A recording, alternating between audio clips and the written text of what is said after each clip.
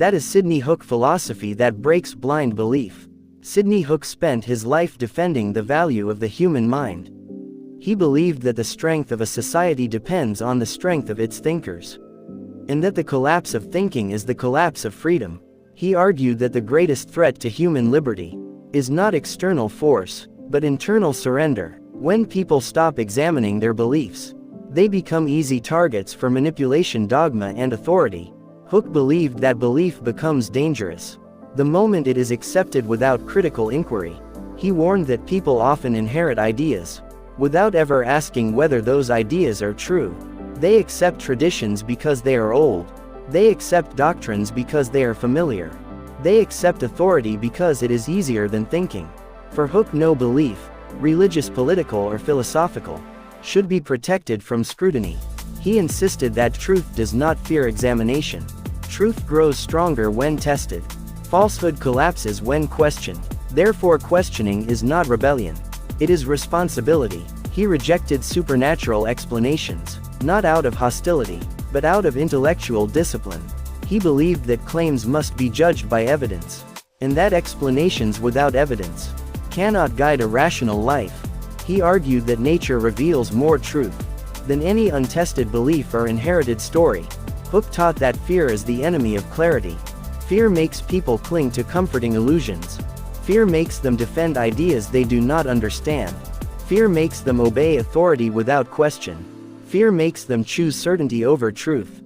He believed that dogma survives because people want simple answers. They want stability. They want comfort. They want someone else to decide truth for them.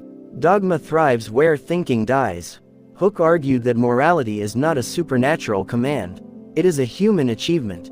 It grows from experience, empathy, and reason. He believed that conscience is shaped by life, not by divine decree. That goodness emerges from understanding, not from fear of punishment. He warned that blind belief destroys critical thinking. It turns the mind into an echo of tradition, instead of an instrument of discovery. It makes people repeat ideas they never examined. It makes them defend stories they never questioned. It makes them obey rules they never understood.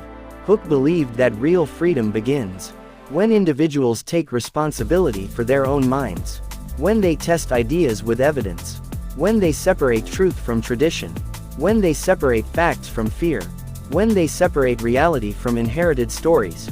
He argued that progress comes from courage, not physical courage, but intellectual courage, the courage to question, the courage to doubt, the courage to revise one's own beliefs, the courage to admit error, the courage to change. For Hook, self-awareness was a moral obligation.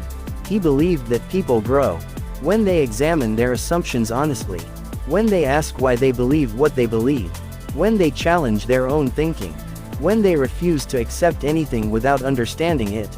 He taught that societies advance when individuals learn to think independently, when people stop repeating inherited ideas and start investigating reality for themselves, when they stop worshiping authority and start trusting evidence. Hook believed that truth is not a possession. Truth is a process. Truth is a discipline. Truth is a lifelong practice of questioning, testing, and learning. He argued that freedom dies not when people are forced to obey, but when they forget how to think, when they surrender their judgment to leaders, to traditions, to institutions, or to fear. He believed that every human mind is capable of clarity if it chooses courage over comfort, if it chooses inquiry over obedience, if it chooses evidence over superstition. Hook taught that progress is not a miracle. Progress is the result of human effort, human inquiry, human honesty, human courage. He believed that education should not teach people what to think, but how to think, not what to believe, but how to examine belief, not what to accept, but how to question. For Hook, the purpose of philosophy was not to create a system of answers, but to create a method of thinking, a method based on evidence, reason, and intellectual responsibility. He believed that democracy depends on critical minds, that freedom depends on informed citizens, that justice depends on people who can question authority, that progress depends on people who can challenge tradition.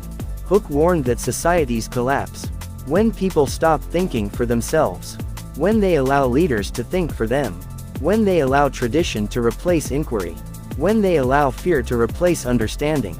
He believed that the future belongs to those who can examine their beliefs, revise their assumptions, and correct their errors. This is the philosophy of Sidney Hook, a call to rise above unexamined belief, a call to think with courage, a call to replace fear with clarity, a call to live with awareness, reason, and responsibility, a call to build a life, not on inherited ideas, but on examined truth. Hook's message was simple: the mind is free, only when it learns to question. The mind is strong, only when it learns to investigate. The mind is alive, only when it learns to think. This is his legacy: a philosophy built on evidence, a morality built on reason, a freedom built on responsibility, a life built on awareness.